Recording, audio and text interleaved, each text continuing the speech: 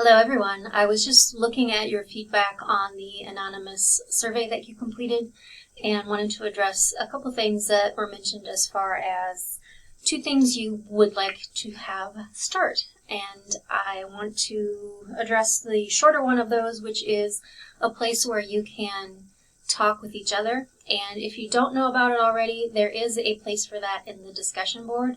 At the very top of your Blackboard site, there's just kind of an informal discussion board that I've created where you can use to treat it as a quote-unquote water cooler discussion area. It's not graded. I poke in there occasionally. I don't necessarily check it frequently because nobody's posted in it yet, but it is a place where you can talk to each other, and if you wanted to, let's say, set up a time and place for you to meet and practice your speeches or to provide each other an audience, that would be the place that I would recommend that you start with that.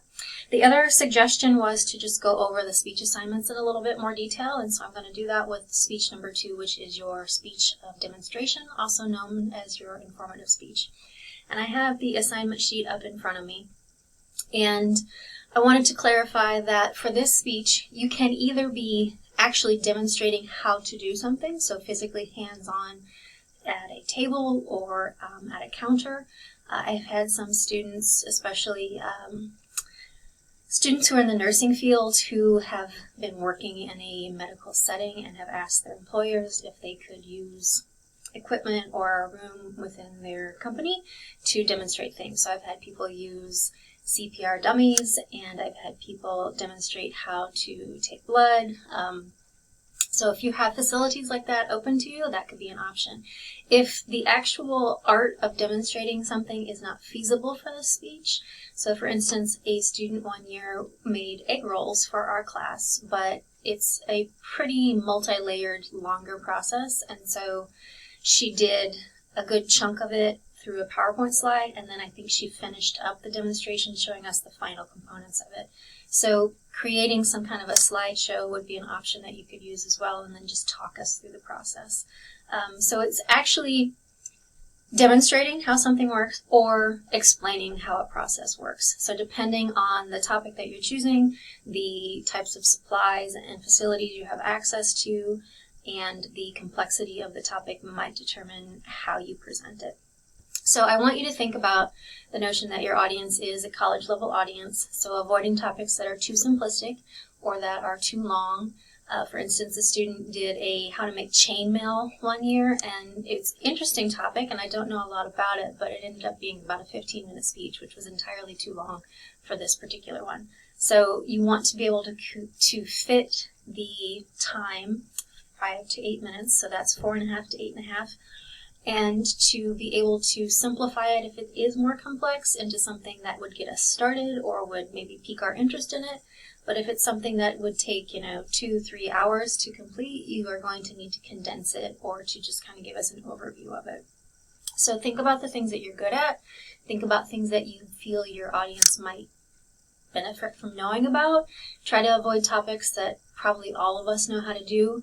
I do get a lot of students, especially in face-to-face classes, who do cooking demonstrations, which is great, but you have to be careful of doing something that is so common that almost everybody knows how to do it. So making a grilled cheese sandwich or cooking spaghetti or baking a batch of cookies, like chocolate chip cookies. These are all topics that most of us have done and probably don't need a lot of assistance on. So if you do choose to do something like cooking or baking, it should be something that is unique or a little bit out of the norm for what we would normally do in our week-to-week, getting ready for supper kind of routine. I've had students do how to check your oil in your car, and have them actually go through and kind of record what that looks like.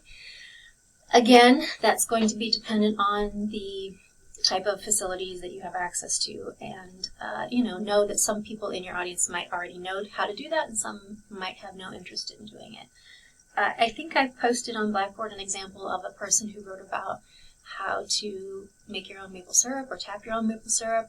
And I also believe I've put an example up there that I wrote about traveling overseas economically. So take a look at both of those if you haven't already. And think again about your time limits. So you are required to have a visual aid of some sort, so that could be a slideshow, whether it's PowerPoint or another program that's similar, some kind of slide deck program. Or you could, again, actually be walking us through a demonstration using different supplies and equipment. You do not have to use sources for this speech, but if you do use outside sources to, let's say, research the history of the craft that you're talking about, you would want to verbally cite those and then include them in your outline. As with your first speech and with your next speech after this, you are required to have an outline that gives you everything. Pardon me one moment. My apologies for the interruption. That was my dean calling about a question on summer scheduling. So I normally would redo this entire video, but I'm 5 minutes into it and time is of the essence. So, where was I? This speech does require that you have those formal outlines, that you use note cards, and that you, again, pick topics that are not too simple and not too complex. So somewhere right in the middle. If you are concerned about your topic, let me know and we can talk through maybe a way to make it appropriate for your audience. This is the first speech where you will need to be presenting in front of at least 4 adults, and I have had a couple of you contact me about wanting to come to campus. If you were to do that, it would most likely be on Friday the 28th of February, and time to be determined. Do note that for this speech, and this is a department-wide policy, speeches that are not presented in front of an audience do receive a 0. So this is pretty critical that you do present in front of an audience, because we have determined as speech instructors that speech is not speech without an actual live audience at some point. So keep those things in mind. You might want to be able to cover things like materials and money and expertise. I want you to start the speech in the credibility area of your introduction, speaking about how and why you are qualified to do it. So if I were to talk about traveling economically, I would talk about the fact that I've taken an overseas trip a dozen times, and that I have never, except for when I was very young and naive, packed a suitcase that I needed to check. So I always bring a backpack size bag, and I travel only with that no matter how long I'm gone. So I would talk about those things in my credibility statement. I would also talk about maybe how big the bag should be and about how much you can expect to spend on something like that. So tell us those things up front. And I liken this to when you cook. So when you open a new recipe in a cookbook, you look at the ingredients, hopefully you're looking at the amount of servings that it gives you, and you look about how much time it's going to take you. If you neglect to look at those things, you can find yourself in a pickle with, oh, I have this thing that I wanted to do in half an hour, and it's actually a 4-hour recipe, and I don't have the right ingredients to make it, and so then I can't do it. We need to know those things up front. All right. Here, the second page, this is a 150-point speech, and you will see the criteria, most of them on a scale of 0 to 5, some on a scale of 0 to 10, and noticing the deductions. So if you haven't already, take a look at those samples that I have posted online. You are submitting your topic ideas now, and I will be giving you some feedback on those. And if you do have questions about this, please do let me know. Thanks.